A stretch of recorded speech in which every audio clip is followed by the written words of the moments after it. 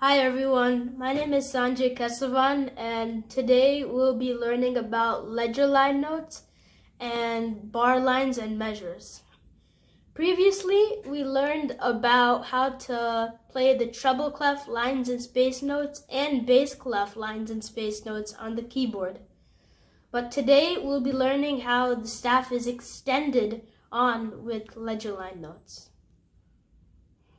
So today I'll be introducing you guys to ledger lines. So what are ledger lines? Ledger lines are short lines above or below the staff.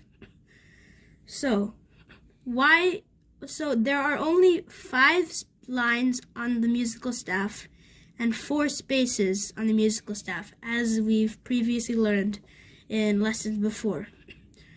So on the keyboard, there are clearly more keys and notes than the musical staff. There are 88 keys in total. So how do we represent those keys? This is where ledger lines come in. Ledger lines represent those keys on how high they are. So the ledger lines that are above the staff are higher pitch notes, and ledger lines that are below the staff are lower pitch notes. Okay, so how do we read the ledger line notes? So you want to go from the pattern on the musical staff. Line, space, line, space, line, space. So pretend the staff keeps on going up or down. So let's take the top line of our musical staff on treble clef, F. So if we want to go above F, there is a space. There's a space note because F is a line and anything above the line is a space, and then above a space is a line because it goes space, line, space, line. So above F, you want to refer back to the keyboard. What is above F? G is above F. So the space note above F will be G. And then if we want to go above G here, it will be a line note because above a space note is a line note. So what is above G on the keyboard? Above G is A. And A is a ledger line note. And yeah. And it just keeps on going up. Space note, line note, space note, line note. Above A will be B, which is a space note, because above A on the keyboard is B. And above the space note B is C, which is a line note, because above B is C on the keyboard, and C is a line note because B is a space note. So now let's go down to the bottom side of the staff. On treble clef, the bottommost line is E. So we want to go below E, and below E will be a space note because E is a line note. Below E on the keyboard is D. And D will be the space note, and it will be a ledger note. And below D will be a line note because D is a space note. And below D on the keyboard is C.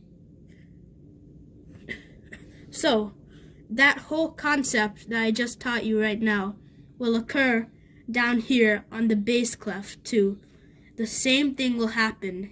If you know the line notes and space notes of bass clef and treble clef that we already learned, you should be able to go and identify the ledger line notes. And I just taught you how to do that. So next up are bar lines and measures. So what are bar lines? Bar lines are vertical lines that separate and divide each and every measure in the piece. So for example, this is a vertical bar line that separates these measures. So there are different types of bar lines. So this is a regular bar line that separates measures. Over here are 2 bar lines, And if you see them next to each other, that signifies the end of the section. And for this is the double bar line, which is a regular bar line next to a very thick and bold shaded in bar line, and that signifies the end of the piece. So now, measures. Measures are spaces of staff in between these bar lines. So why do we need measures? We need measures because they structure our piece or song that we're playing.